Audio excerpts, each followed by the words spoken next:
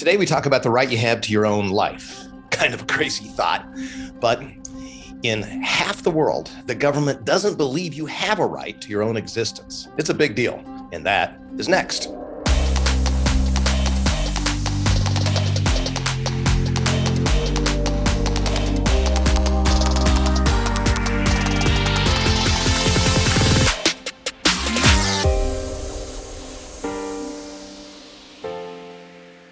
Hey, welcome back to the Farah Show. It's great to have you with us today, and I'm sure hoping you're doing well.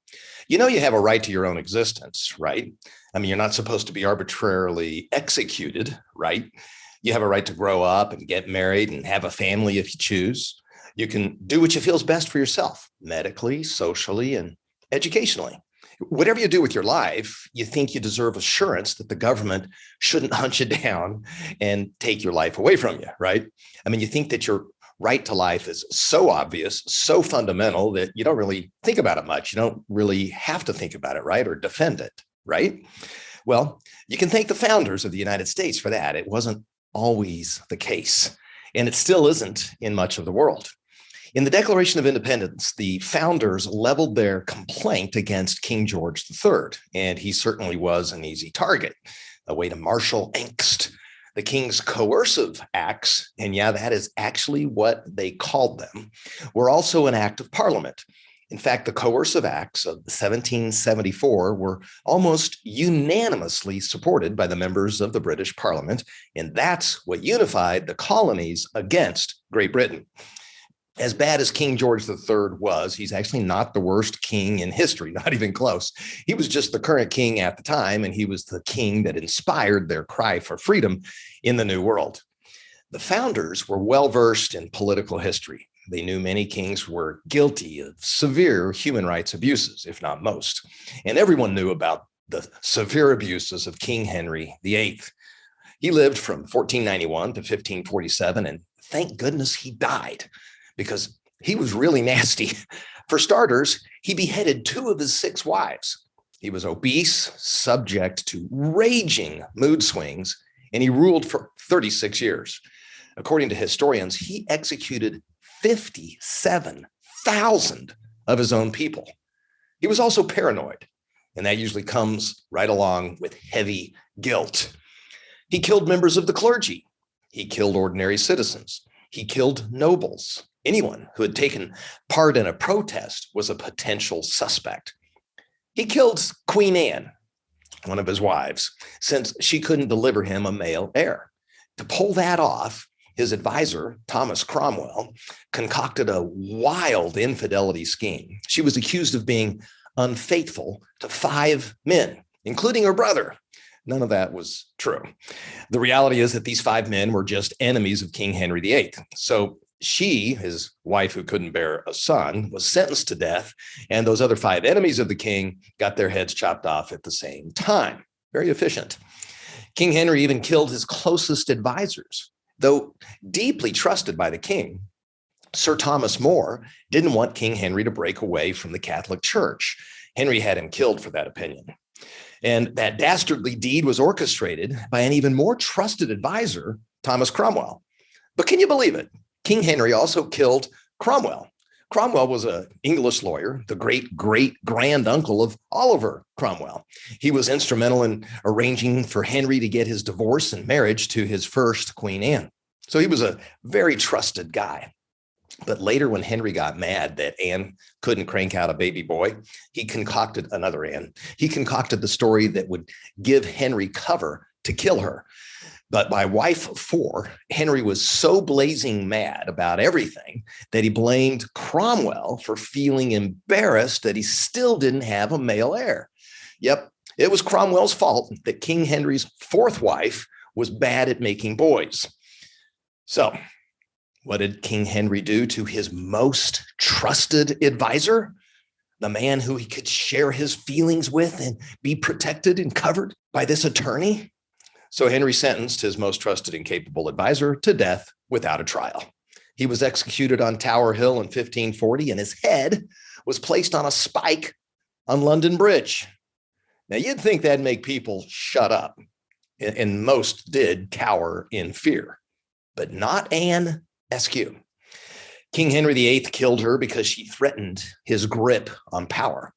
Anne Askew fought for women's rights, and she fought for the freedom of religion, and she spoke out against male oppression, and she fought for the freedom to believe in God through Christ without the church's hierarchy.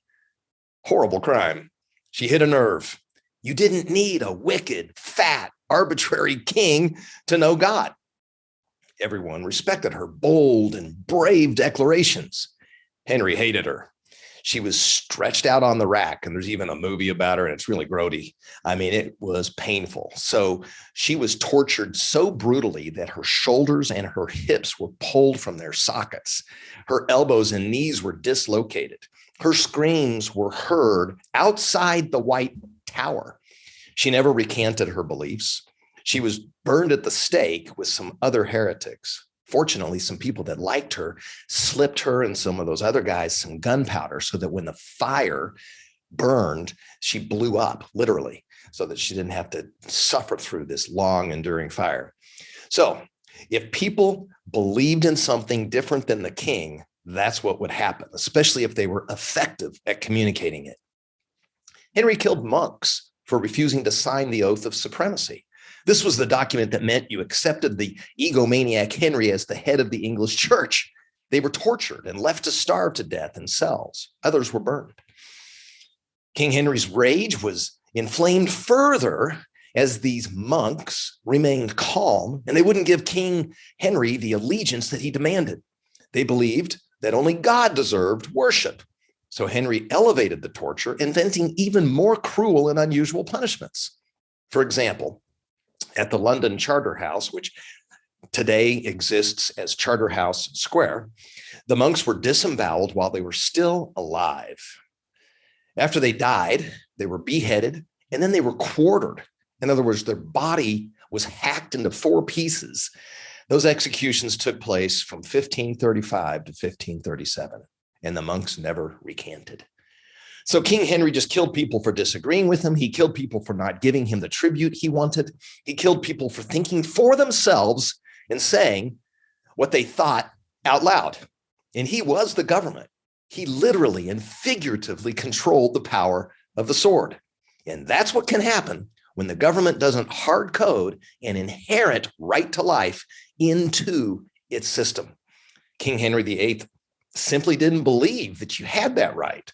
Get in his way, make him mad, and you become one of his mass executions. So when the founders would think about the right to life, it was no small thing. It had deep context. He wasn't the only king that abused people's power, but he was one of them, and he really reveals what was in the minds of the founder. It would seem basic and intuitive to us, but that's because the founders explicitly declared the right to life. So over the course of history, and even now, in many countries, governments do not act like, nor do they believe, and the laws that they have don't really allow for this fundamental right to life. For example, Syria tortures with brutality. They execute their citizens who want freedom. Africa lists a dozen countries like Cameroon and Somalia where government kills its citizens. China's abuses against whole population groups include forced harvesting of organs while the people are still alive. So whether you're looking at Democracy Index, which is put together by the United Kingdom's publishers of The Economist, or the Freedom in the World study, which is produced by Freedom House, over half of the world's citizens today do not have an explicitly guaranteed right to life. The recent invasion by Russia into Ukraine, for no good reason at all, exposes what's almost always happening in the world. In all these trouble spots, these violations are happening all the time. This violation right now, the current insertion of Russia into Ukraine, just grabs the media's attention because the aggressor possesses nuclear weapons and the victim is in Europe. At bottom, Russia doesn't respect the right to life. But this is also now true in Egypt, Syria, Yemen, China, Iran, North Korea, Burundi, and Burma, just to name a few. And for over 100 countries, the right to life is not a pillar of freedom that their citizens can count on, rely on. but everyone should be able to rely on, count upon the right to life. I mean, without it, you live in a constant state of fear and oppression. Our country was really set up in a unique way. Its foundation is based on an explicit belief that the government serve its citizens, not rule over them. So in the previous 4 episodes of the Very Farah Show, I described this foundation, and I call them your 7 citizen mandates. The Constitution was a social contract that was based on the explicit or implicit understanding of these mandates. Government shall be limited, obey its own laws, apply all laws equally, protect the rights of the individual, support economic freedom, be governed under the consent of the people, and honor freedom rights. So at the end of the day, the mandates reveal that government's supposed to operate with some humility, with the foundation putting government in its proper place. The 3 pillars of freedom can stand tall. And the right to life, the right to your own existence, is the very first pillar of freedom. The founders believed that every human is special and that government should protect all innocent life. In fact, the primary reason for a strong national defense rests on the right to life. By protecting its citizens from the devastation of war, for example, and just witness what happens when a government's not able to protect its citizens in war zones, or when a city foolishly defunds the police. Innocent people lose their life. So this wasn't some superficial belief that just sounded good. The founders believed that human life was inspired by God. Now, not all the founders were practicing Christians, but they all believed in natural rights and natural law. They all believed that humans are special. They are created, and they're created with those rights. So how do we know this? Well, they all have writings, and they all have records of speeches that they made in their careers. And of the 56 men who signed the Declaration of Independence, they all identified themselves as Christians, and all but one were Protestants. Now, they might not all have practiced their Christian faith in the same way you might think of it today, but they all identified themselves that way. 4 were either present or former ministers, and a number of the signers were the sons of clergy. At least half of them had studied divinity at the various universities they attended. 32 of the 56 signers, 57%, were Episcopalians. 13 were Congregationalists, 12 were Presbyterians, 2 were Quakers, and 2 were Unitarians, and 1 was Roman Catholic. All but 2 believed that every human is carefully planned special creation event by a caring God. And all of them believe that every person has a right to his or her own life, and that it cannot be predetermined by the requirements of a bureaucracy or the actions of a legislator or a jurist. The founders understood power-hungry tyrants, and they insisted that government has to be restrained and that it can never be so powerful that it can never again execute innocent life. At least that was the intent of the Declaration. So the problem in their observation was simple. Too much power in the hands of a king like Henry, or even someone like Oliver Cromwell, who fought an autocratic king, too much power was a bad thing. All of them are guilty of practicing disregard for life. And to the founders, this arbitrary behavior is so well known, it must be checked. So when the Declaration of Independence includes the philosophical foundation for how the new country will be governed, it has deep meaning. Most of them had a personal family story where the right to life was threatened in the proximity of their recent ancestry. And we're going to touch on one of those next week. It's George Washington's fam. So what's the right to life? Well, technically, the right to life is the belief that all innocent humans have the right to live, and in particular, should not be killed by any government entity. And along with that, you've got the right to make your own decisions about your health. You have the right to make your own social decisions. You have the right to you.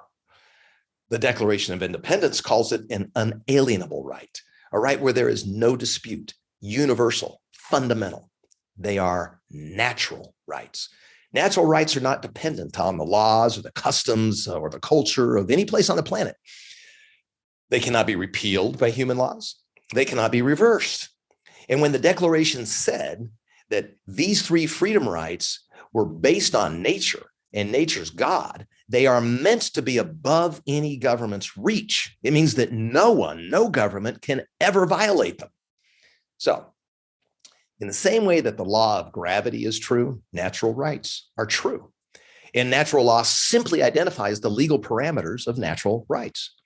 That's what they mean when they say that these truths are self-evident. Now, in fact, the first draft of the Declaration contemplated that this term sacred instead. These truths are sacred, that these truths really have some holy background to them. But that sounded too religious, and nobody wanted a state religion.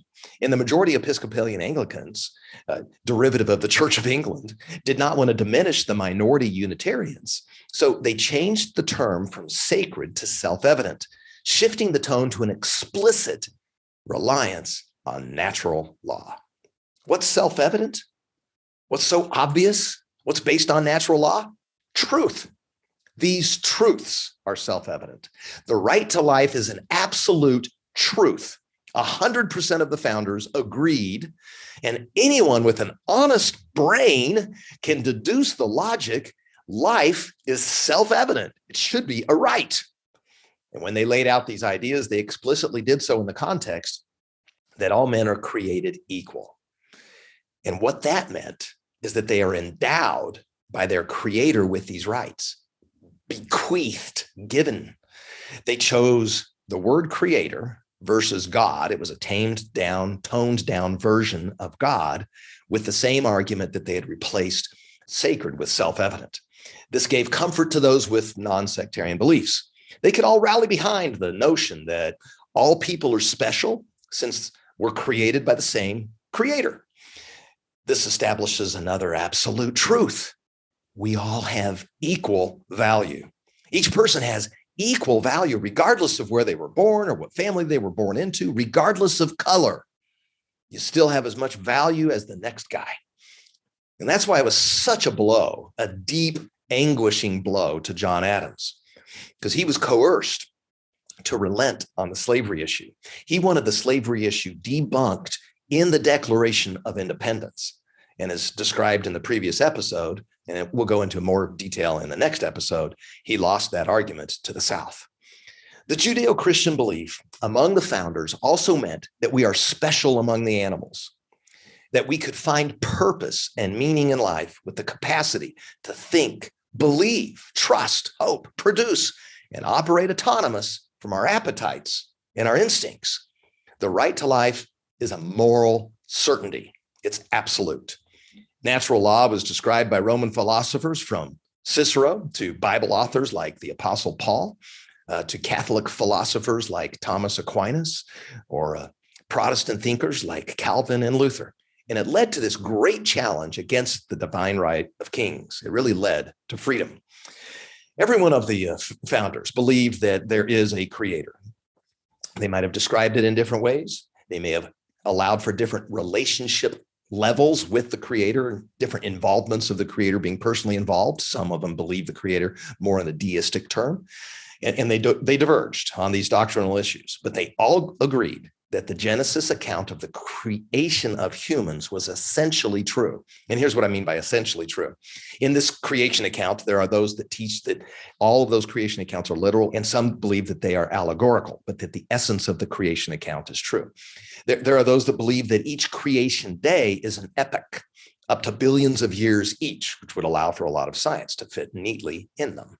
And there's those that believe that each creation day was 24 hours from some perspective in space, and those that believe that it was 24 literal hours from the perspective of Earth. But they all agreed on two things. First, all the creation events were to prepare life for humans. Those creation events happened by the voice of God. Those are really cool creation events. Let there be, and it was. He spoke, and it was. The second is that the creation event of mankind was different and special from getting the universe and the world habitable. This was involving forming. In Genesis 1:26, the whole Trinity is involved. Then God said, let us make or form man in our image, after our likeness. And the next verse captures the execution of the plan to make humans. It says, So God created mankind in his own image. In the image of God, he created them. Male and female, he created them. So people are special. They all have equal value. And way back before there was any oppression to disrupt the plan, men and women had equal value. To the founders, this absolute was as certain as Newton's first law that an object will not change its motion unless some other outside force acts upon it. You absolutely are born with special rights, equal rights, and the right to life is based on the belief that you are created in the image of God. And it's obvious. Humans have the capacity to think, organize, design, create, and produce. It means that humans can develop and become better. A dolphin is an amazing animal, but it doesn't get professional development and improve its skills, and it doesn't design and build skyscrapers. The image of God meant that people could uniquely use words with power to create. Dolphins can use communications to kill a shark, but people can speak forth and write things down, and engineers from all over the world can send CAD files, these computer files, to various construction teams in other parts of the world, and through massive coordination and planning, take these abstract concepts and make them a reality. For example, that's how the tallest skyscraper in Dubai was built. But everyone knew that the right to life was a foundational proof of natural law. People are special. It's a foundational concept of Christians and Jews, and for every deist, it was understood through the lens of natural rights. So in fact, all these human rights come from natural rights. Those opposed to any sense of moral absolutes are against natural rights because of its certainty and because they elevate humans as special on the earth, ones who can respond in worship. And after the U.S. became a country, many scholars from Germany attempted to dethrone the U.S. leadership in freedom principles by a concerted effort of inserting a challenge to natural rights. And out of that challenge to natural rights, that anti-God, anti-absolute, anti-belief in human specialness thinking, the horrors of World War II were justified and happened. I'm going to prove that out in a coming episode. So after the horrors of World War II, the United Nations agreed upon a Declaration of Human Rights. Article 1 of the Declaration of Human Rights from the United Nations is that all humans are born free and equal in dignity and rights. They are endowed with reason and conscience. Now, how about them apples? You're talking about the United Nations. And you got a lot of non-Christian actors joining in the chorus. This is in 1948. These rights are endowed. They're somehow granted, bequeathed from the outside, not a government. They're bestowed on you upon your birth. They're built in by birth. Article 2, it establishes that all the rights and freedoms are available to everyone, regardless of race, color, sex, language, religion, political or other opinion, national or social origin, property, birth, or other status. So the UN catches up with the Declaration of Independence 172 years later and says these rights are for everyone, since everyone is created with equal value. Article 3, everyone has the right to life, liberty, and the security of person. So the UN is fresh off of the horrors of World War II, and it admits that the founders of the United States had it right all along. Natural rights are beyond the authority of any government or any international body to dismiss. So what does the right to life include? Well, it certainly includes all those lives in the womb.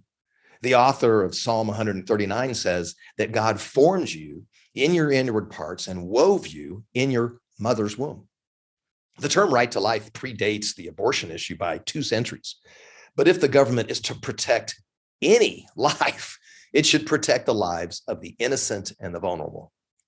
As the abortion issue was gaining steam around the world, the Pope on October 29th, 1951, addressed some midwives and said the following: every human being, even the child in the womb, has the right to life directly from God and not from his parents, not from any society or human authority. Therefore, there is no man, no society, no human authority, no science, no indication at all whether it be medical, eugenic, social, economic, or moral, that may offer or give a valid judicial title for a direct, deliberate disposal of an innocent life. And you know what? The Pope had it right. If the government should do anything, it should protect innocent life. In the Torah, we find that murder is forbidden and that killing is only allowed in self-defense, capital punishment, or justified war. The right to life does not preclude capital punishment. There are those who murder, and their lives can be taken swiftly without torture by government as a just punishment that fits the crime. The right to life does not preclude just war. There are heinous crimes that power-hungry, evil governments will carry out upon large swaths of people. If they're not stopped, they'll do big-time harm. It was moral to stop Hitler. It was wrong to wait until millions of Jews were executed before we stopped Hitler. The U.S. was initially an isolationist in World War II, just letting Hitler and the other tyrants have their way. But finally, in 1942, our government stepped up. In fact, there's a poster that was developed by the Office of War Management. It was widely distributed. And here's what it said. July 4th, 1776. When our declaration was signed, loyal Americans were of one mind to protect life, liberty, and the pursuit of happiness. 166 years later, 1942, when this poster comes out, we are of one mind. Hitler, Mussolini, and Hirohito shall never take from us the freedom for which our forefathers sacrificed their lives and fortunes. So Hitler out of Germany, Mussolini out of Italy, and Hirohito out of Japan were all horrible dictators slaughtering people with no regard for life. So stopping them was just. The war was just. In America, before the present day woke nonsense idiocy, and before the revisionist activists changed what actually happened in history and revised it, we taught our 8th grade civics students that the preamble in the Declaration of Independence was true. You had a right to life. And that what it was doing, the Declaration of Independence, was merely restating already proven absolute truth. You don't have to believe in God to believe that you have a right to life. All people are created equal. They're all given this indisputable right to life. Now, certainly not every founder who identified themselves as a Christian practiced the Christian faith. But as it pertains to life, the Judeo-Christian idea is that life should be celebrated for 3 reasons. We're created for a purpose. We're created at a specific time. It's not accidental. And we're created to give glory to God. But even if you don't believe those things that make life full, it's known that humans possess the capacity for reason, morality, language, personality, and purpose uniquely.